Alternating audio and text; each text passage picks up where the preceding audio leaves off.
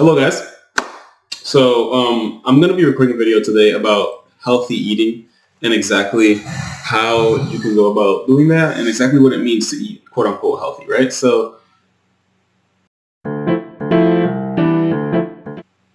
Okay, when you think of an unhealthy person in the, group of unhealthy people called fat, right? So like when you think of fat people, you think instantly, oh, obesity, oh, having excess fat in your body. You can literally see like extra folds in their skin. Like they have like a lot more fat. And that's, pretty accurate usually, right? They go hand in hand. Having excess fat can usually lead to health problems. Most common that people think about without, doing too much research is, oh, you're obese, you're going to have heart problems. You're obese, you're going to have, high blood sugar, shit like that. And usually you're right, but you don't really understand where that comes from. And you don't really understand how healthy eating or the lack thereof affects your body. You just know fat on body equal problem. Let me not get fat. That's it. And I'm going to make this video specifically to show you that that's a misconception, number one. Number two, what exactly is causing, bad health in your body, and also what you can do actively in your day-to-day life while you're eating to think about these things, right? So, number one, imagine an obese person, right? Like really round, let's say, you know what? I'm 5'6". I'm going to say a 5'6" person roughly, and they're like 380 pounds, right? I'm literally a fucking ball. I cannot walk. It's easier for me to roll on the floor levels of obese, right? Really unfortunate situation. I'm on track to joining my 600-pound life the way I'm eating. How the fuck is that affecting me, right? So, however, right, let's say that I'm not eating like a bunch of fast food. I'm just eating a lot of homemade food. So I'm eating like 4 plates of rice and chicken and beans, and I'm eating like 6 fucking plates of salad with that and drinking like natural juice. So it's not like I'm eating super unhealthy processed food. I'm just eating way too much. And that's building up over time, right? It's been years of me eating like this for some odd reason. What's happening, right? Well, I'm obese and it's kind of hard for me to like really lose that weight because I'm overweight. It's hard for me to walk. There's extreme pressure on my spine. So even bending over hurts. Walking upstairs hurts. Any form of movement that will shift my mass can literally tip me over and make me fall. It's a really rough situation. Do I have heart problems? Right? So this is also the same reason why you can see really skinny people, right? My friend, I'm not going to drop names. I'm going to call him Timmy. Literally eats pizza at least 10 times a week. There are 7 days in a week. Keep that in mind. And he does not get fat, right? There's people that just have that metabolism, and that's fine. But he's not healthy. And by the time he's 20, 25, maybe 30, he's going to be going through a lot of pain and a lot of disease because of the way he eats and how he, provides his body with nutrients. Because pizza is not a very nutritional value, high nutritional value meal. Neither are any other forms of fast food. I'm not going to drop names either, like, burgers from specific brands. So what exactly is causing unhealthy things in your body, right? There are enzymes and hormones in your body that you don't think about in your day-to-day life, right? The same way you don't think about walking, like when you're walking from place to place, you don't think about each individual muscle fiber pulling and releasing the pull just so you could perfectly walk in balance. You don't think about how every time you breathe and breathe out, that's your diaphragm pushing against so that you can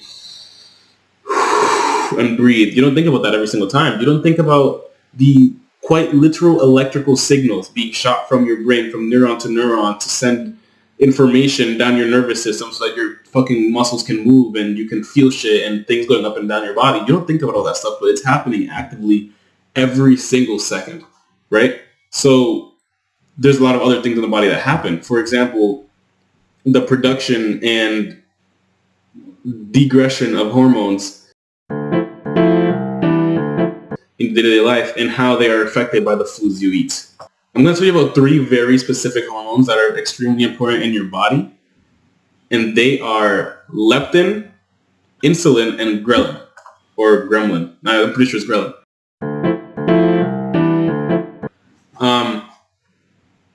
Yeah, ghrelin. Okay, so how do these three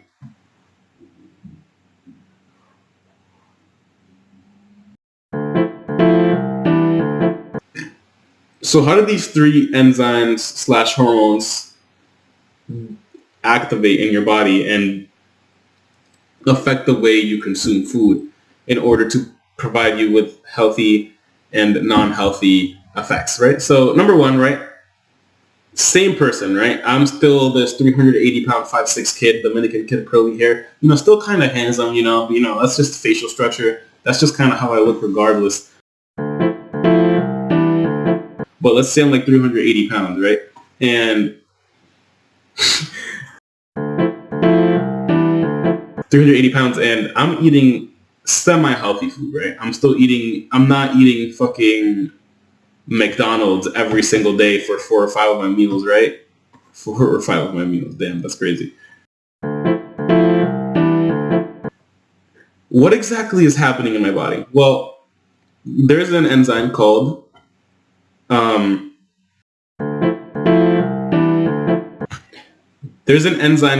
leptin, right? That spikes up every time you eat for a certain amount of time, right? And it tells you, hey, you're full of food. You don't have to continue eating anymore. You're done. You can stop eating, right? So whenever that spikes up, you stop eating. Even if there's food on your plate, you could continue eating if you really wanted to ignore the feeling of pain and full in your stomach. But you don't have to because you're full.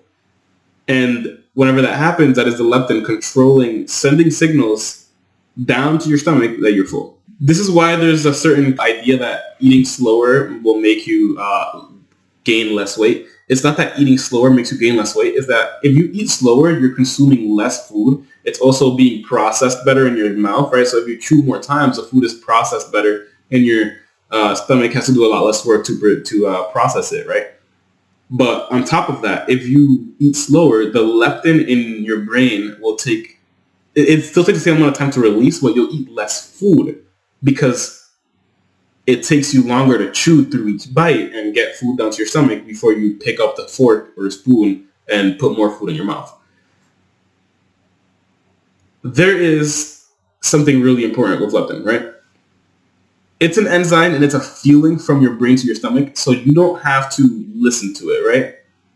We already know that, let's imagine this is a really bad example, but there's water in here. Imagine this water bottle is empty, right? Well, I crunch it up, right? Like I crunch it down all the way up. Here, hold on. Let me actually just do that real quick. Right? So, crunched up water bottle, right? Oh, a little empty, right? But there's a little bit of water in it still. So, let's say I drink water today. This is my stomach, by the way. I'm emulating the stomach. Well, the stomach is like a balloon, right? You can put shit in it, right? And it'll be full. And then you can continue to put shit in it, right? Whether it be water, air, whatever the fuck you want to put in a balloon, weirdo, I don't know. It'll continue to grow and expand, even though it was already full to begin with, right? So I'm gonna pour air into this, and it blew out to another size, even though it was already, let's quote unquote say it was full. So the same way it happens in your stomach, you'll feel full and you can continue eating, and then your stomach will simply adjust to the amount of food that's in it because it'll grow, right? So you can continue to do that, and that's how obese people get to the level that they are. They can eat insane amounts of food because they didn't stop eating when their leptin level spiked and they got full. You might think, well, that's really hard because whenever I feel full, I just stop eating. Well, guess what insulin, the second enzyme that I wanted to talk to you about, really does in your body? It literally prevents your leptin signal from being released. So let's say you're building, you're eating and your leptin, let's say it's like a little like meter, right? Like a little meter. Your leptin is building up, and then it hits the top where it will tell you that you're full and you can stop eating, right? And this right here is when you're full, you stop eating. Well, insulin, whenever this comes up, it forces leptin to not release the signal, so it just goes back down. So you can, whenever this insulin is triggered, you do not feel as full. You feel less full because the signal isn't being released. What exactly triggers insulin to be released? Take a wild guess. Go ahead, please. Huh? What was that? Did you say carbohydrates? Because I think I just heard carbohydrates. Carbohydrates are the reason why insulin spikes. So if you're eating really processed carbohydrates, I'm not talking like really good carbohydrates like grains, right? Like healthy carbohydrates. I'm talking like overly processed carbohydrates like the patties on name brand burgers, right? Like those patties, or like really bad pasta, like store-bought pasta that's already been processed, and all you have to do is put it in like the microwave, shit like that. Overly processed carbohydrates spike up your insulin, which makes it so that you're not as full. So then let's tie that all together, right? Obese people that have heart problems are not just obese because, sorry, I just heard something behind me. I have to like turn around. There's a door open in the back. There is darkness over there. Every now and then I hear something from upstairs and I'm thinking, I'm going to get crept up on. It's a little scary. Back to business, right? So these obese people, the reason why they're obese is because they eat fast food. They stock up on fast food. They eat a bunch of fast food, and then they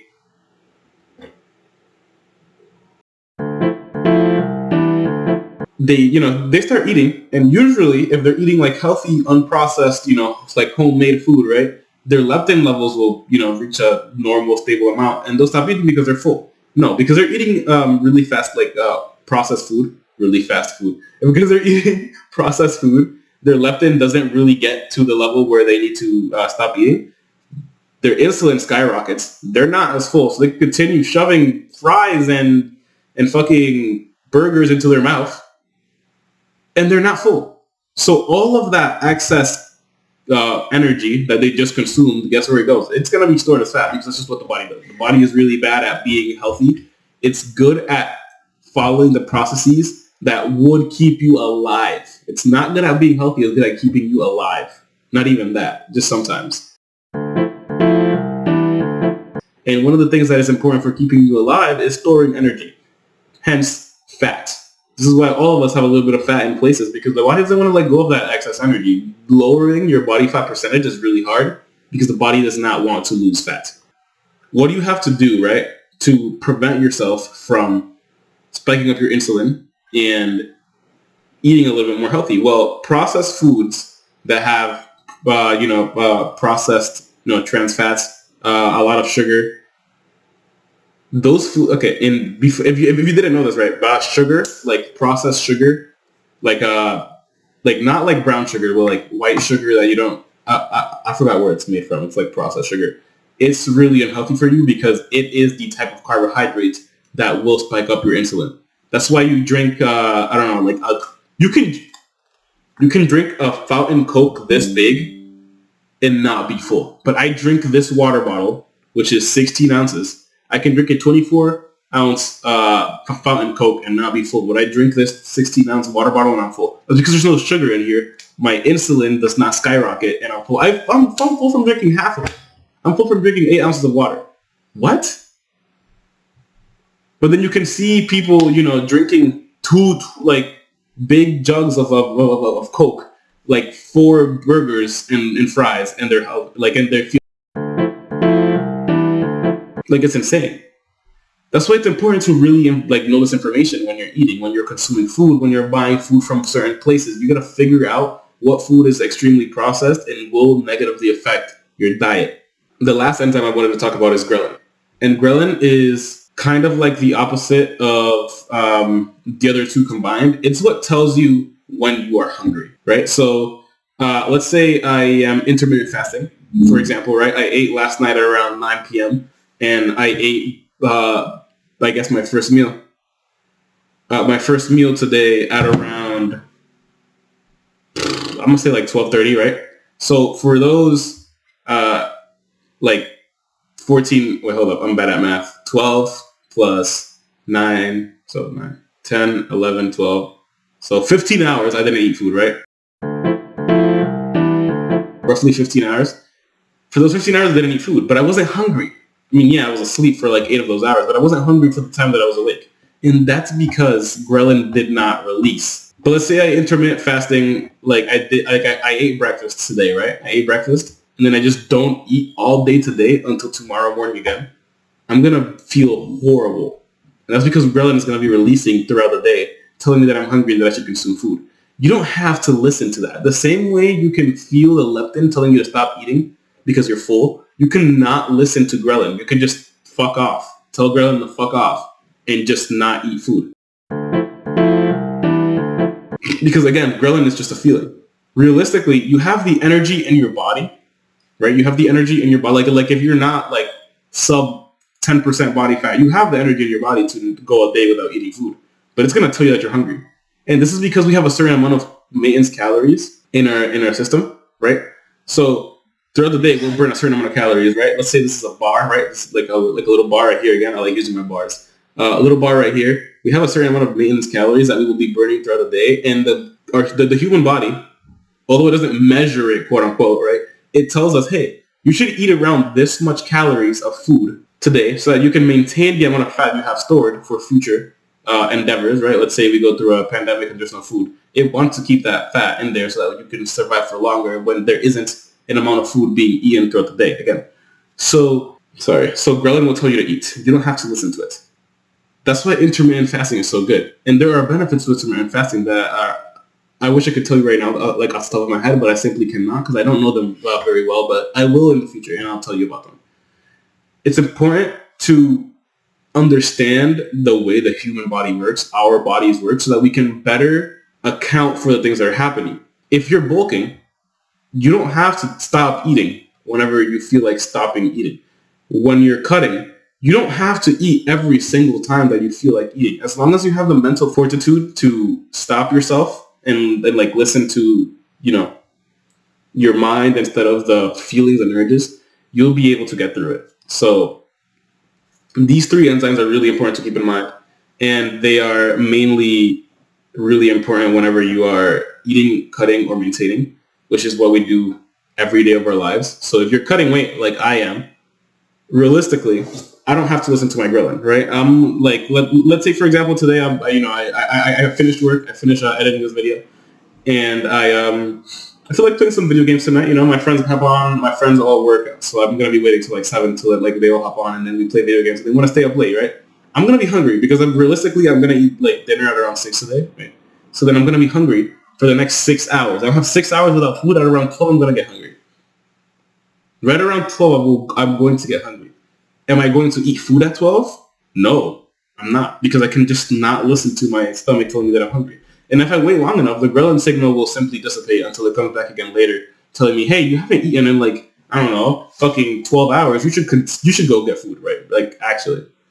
And then I'll listen to it, right? Because it'll be like 7 a.m. or like 9 a.m. by the time I wake up. I'll just eat something then.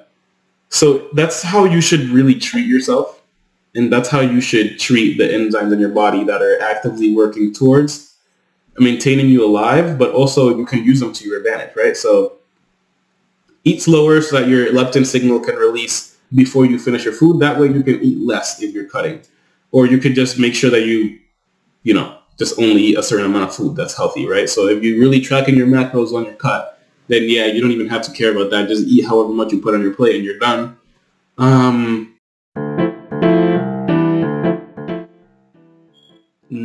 Make sure you're not eating super processed foods. You do not want the insulin to spike and make you hungry or make you not full. And yeah, that's about it really. I would show you guys like a meal plan. I'm not on a meal plan right now. I'm just kind of watching what I eat. I inform my mom of everything that I learn in terms of nutrition and health. She's also very interested in this type of information because, she's also a very healthy person. So I teach her some things. She teaches me some things.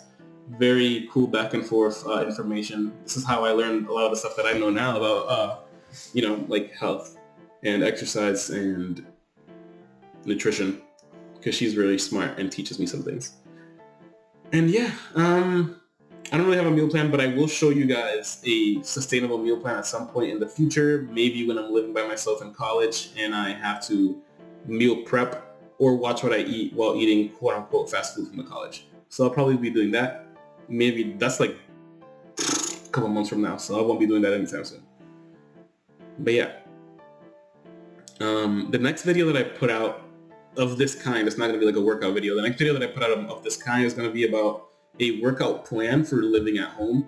Me specifically, my mom really wants me to go to the gym because she doesn't want me being in the room all the time, but I'm going to get a job soon, so I don't really, like, that won't really matter. However, I do need to still work out. I am very interested in improving my physique, and how I'm going to do that is through working out at home. However, how do I work out at home? No equipment, just body weight. I weigh like around 180 pounds. I probably weigh 181 right now, roughly. How do I do that? Well, I'm going to be going into that next video. I released a 1 hour, 30-minute video that I don't expect anybody to watch because there's so much that goes into that. I released a 1 hour, 30-minute video about a workout plan. I went into detail about the different exercises. I demonstrated them before doing them. I showed you guys how to do them correctly, but it's a really long video and you don't have to watch it. However, I will be releasing a workout plan, right? I'm going to be just showing you like on the screen, explaining how each exercise is done. I'm going to have like a little, little me, like the bottom right corner of me doing the exercise real quick, perfect form, whatever, just showing you. And yeah, that's going to be the next episode. I'm going to say episode for so long until I fix that. I've said episode at least once in every video that I've put out in the past couple of days, or at least in every video that I've recorded. But yeah, okay. So thank you guys so much. Keep watching my content. Check out my Instagram. I'm not posting much on my Instagram right now. It's just a photo of before and after I started working out a couple years ago. So it's just showing you that you can do it too. It's very simple.